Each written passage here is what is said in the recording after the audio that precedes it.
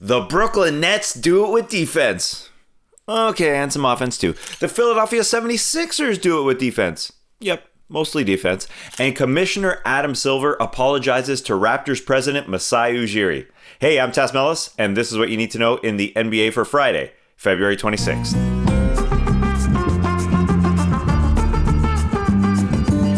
I don't know if you can call the Brooklyn Nets the league's hottest team because the Jazz are so smoking hot over the last 2 months, but the Nets have won 8 in a row. That's the longest current winning streak after routing the Orlando Magic.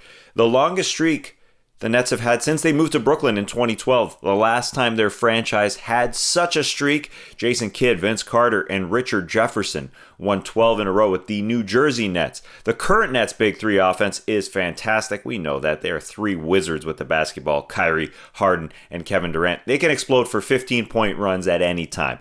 But the best part of their streak right now is their playing defense. They're pretty locked in on that end.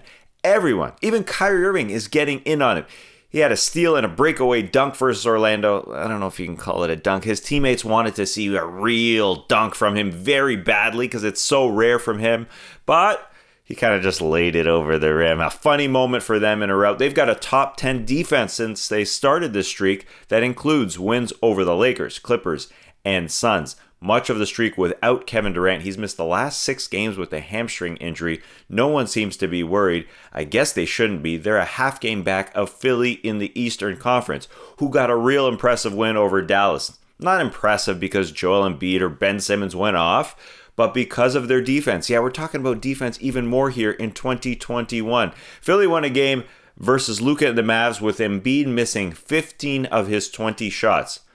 Well, he did have to shoot over Boban Marjanovic, and Boban can move his feet, as we saw when he and Luka danced arm in arm on No Dunks Whoopsies video this week. Subscribe on YouTube. But Philly's perimeter defense, led by all-star Ben Simmons, was phenomenal. This is one of those games where his stat line doesn't do it justice. 15 points and 7 assists. But what really matters is that Dallas had 18 turnovers, Philly had 7, Ben had 0. And that's why the coaches voted him an all-star yet again for the 3rd time in his career. That's the stuff coaches want. Take care of the ball. Don't turn it over. I just mentioned Jason Kidd on the New Jersey Nets. It's hard not to think of Kidd watching Ben Simmons defensively scramble around. There's some similarities there. Philly's crowd was loving the defensive effort. Actually, they have no fans in Wells Fargo Center, but they turned up the audio so loud on the broadcast, making it seem like there were fans there. It was so jarring because it just wasn't at the right time. Philly hits a free throw. Ah! No.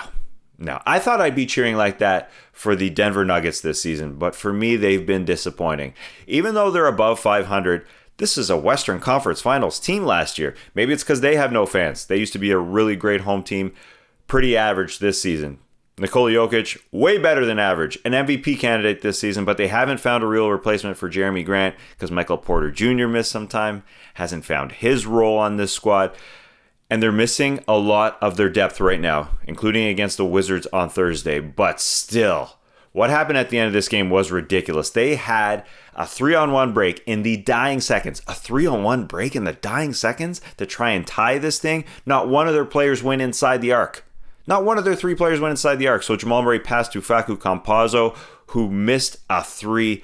People will blame analytics because they went for a 3 and the win. No, that was just a boneheaded maneuver. Jamal Murray had 34 points in this one. The Wizards have won 6 of 7. Their big 3 of Bradley Beal, Russell Westbrook, and Rui Hachimura did it. Yeah, Rui did it. He had 20 points in this game, part of the big 3 in this one. A team that is getting their depth back are the Memphis Grizzlies, and Justise Winslow's hair looking good since his return, his best game, the 3rd game back for him. He hadn't played in 13 months. So Winslow has the Grizzlies green part of his hair. John Morant has the Grizzlies red part of his hair. I'm sure they were planning it when Winslow was out because they were bonding. You could see them on the sideline talking, what are we going to do with our hair? Actually, with all those guys out, Taylor Jenkins did a great job. Their head coach is going to get a heck of a lot of Coach of the Year consideration. I am very excited for their future in Memphis. They were able to defeat a Clippers team who couldn't hit a jumper on Thursday night pretty handily.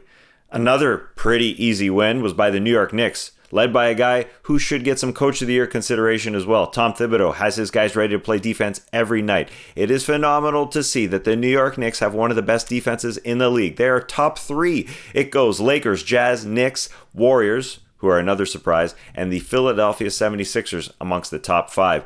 Their defense was great, but they also put up 140 points because sometimes the Kings' defense leaves a lot to be desired. Marvin Bagley, a culprit on this night, one of the reasons he can't stay on the floor. Last game, a couple baby Shaqs went at it in Milwaukee. No, not Sophocles Skorzianidis. He just retired. Zion Williamson and Giannis Antetokounmpo are the modern-day Shaqs with the way they score in the paint. A lot of lead changes in this one, but it was Milwaukee Shaq who got the win. All-Star Zion had 34. All-Star Giannis had 38. And non-All-Star, but still All-Star, Chris Middleton added 31. Little bit of news that Toronto Raptors fans were waiting to hear for a long time. When they won their championship in 2019, they're celebrating on the floor just after the final buzzer in the Warriors Oracle Arena. Their president and architect and overall incredible human, Masai Ujiri, tried to join the celebration.